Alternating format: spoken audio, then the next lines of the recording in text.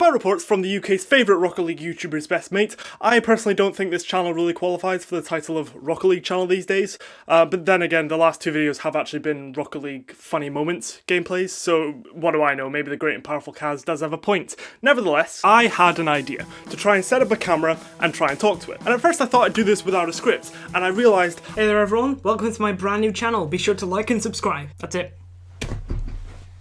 I wasn't very good at it. So then I decided to try and, write a loose script to kind of keep me on the right path and stop me from boring the viewers and myself. And you know what, that kind of worked. Until I got bored of it. So I had the idea of adding things into the background of the video, different gameplays, different things to react to, situations that I could situationally interact with, so that I'd always have something to talk about and to stop me, firing verbal blanks. And you know what, this kind of worked.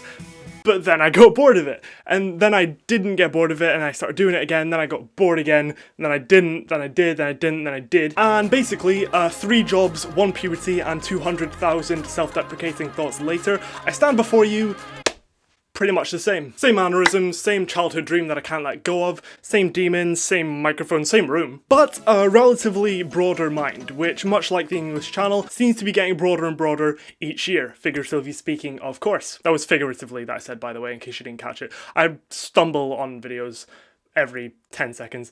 You wouldn't think I know English, to be honest. You wouldn't think I know English. I mean, I'm Scottish, so technically, but I'm not speaking Scottish, so I don't really have an excuse at all.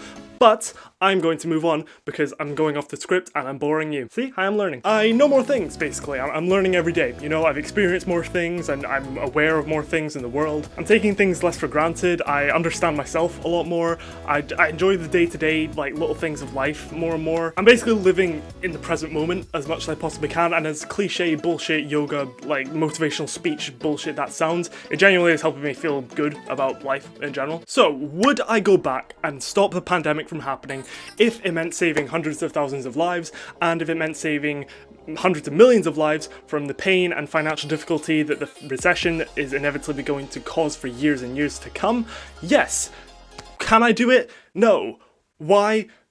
There's no DeLoreans on eBay, basically, is the main reason. But also, for many reasons, most of which I won't go into on this video, the lockdown's actually given me a lot of positives on a personal level. I really feel like the world's slowed down a lot. I don't feel like time is running away from me like it constantly was before.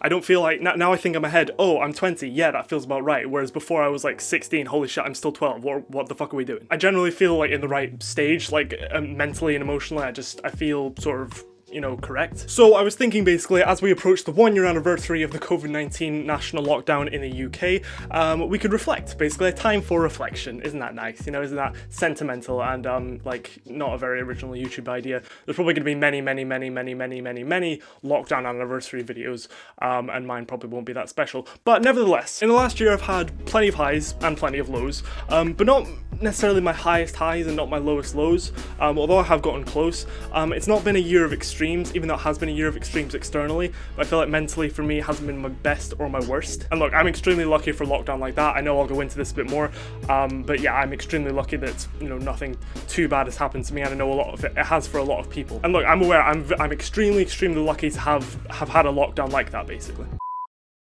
Taking my socks off because it's getting warm in this room. So what happens when you do loads of takes with a blinding light in your face? Oh, I'm blinded by the light.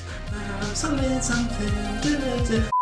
This year I describe a bit like Andrew Garfield's Spider-Man, largely forgettable, but not without its good bits for those who choose to look for them. So look, on a more serious note, for those of you who have lost a loved one, or are struggling financially right now, or have had bad mental health struggles because of lockdown, I am truly sorry, and I genuinely hope you're doing okay and are getting better, and I hope things get better for everyone, genuinely. But for me, I want to focus on the positives. So if you're still watching, let me know what are the good bits that you're going to remember from the lockdown in years to come. Please start leaving comments at this point, because I really am genuinely interested to know, what did you do with your lockdown? How did you feel? What were different things you did? What will you remember from it, basically? For me, there's 4 things that immediately come to mind. First, punk pop / punk rock was my shit during the first lockdown. I kid you not. Music in general, I formed like a bond, like a personal bond with a lot of music that I just didn't have before, and just having lockdown, being on my own a lot of the time, I don't know, I've just formed a great bond with a lot of music that I basically didn't have before. I know I've repeated myself there. Great presenting skills there, Drew. Second, memes and social media banter in general. The internet, for all its flaws,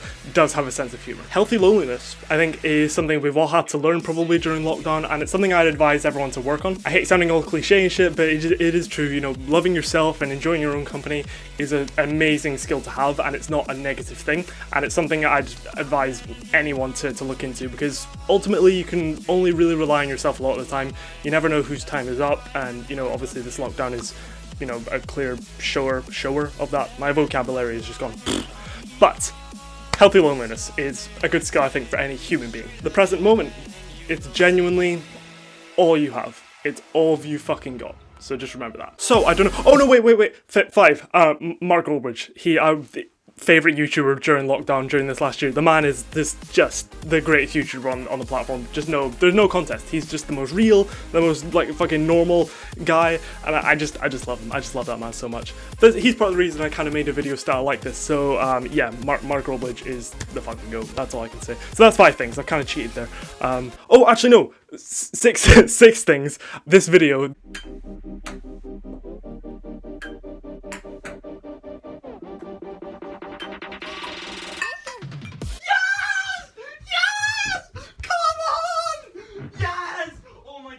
Honorable mention there were videos that people did that were better than that when that was a whole trend, but we just worked on that for so many hours. Genuinely, like, how many hours was it, like 6 or 9? We spent it all day setting it up and making it work, and eventually when it finally went in, my brother's reaction was everything. It was just amazing. So that has an honorable mention for my favorite moments during lockdown. So I don't really know how to end this video, you know. It's not like when I end this video, you know, the credits roll and then it's like, yeah, we solved the world, you know, everything is fixed, we reflected a bit, we felt good about ourselves, we felt a bit of nostalgia, and now we move on and the world's fine. Like, the world kind of goes on after this video, like, shit just kind of keeps happening, doesn't it? It's not like this video ends and then I've solved my life. So I never really know how to end, you know. It's 2021, Scotland's in a second proper lockdown, the UK in general is on its 3rd one, and, you know, things keep moving. I'm finding new music, new YouTubers, different styles of videos. I'm super into Oasis right now. That's just where I am. Oasis is my fucking shit right now. I just want to make a note of that, just because I'll watch this video in like 3 years time and think, oh yeah, I was getting into Oasis at that time. You know, I've been watching a lot of old videos recently, so, you know, it's a great way of sort of documenting my life in a way, and you know, more for me than anyone else, just looking back and seeing where I was at different stages. So yeah, that's kind of where we are. And it's fucking snow. It's been snowing this winter. Snow, it's been like for 3 weeks, what feels like 7 months, but it just doesn't stop falling. It hasn't been like this in 10 years, and we get more snow than most of the UK where I live in Scotland, but like never usually this much, not for years and years.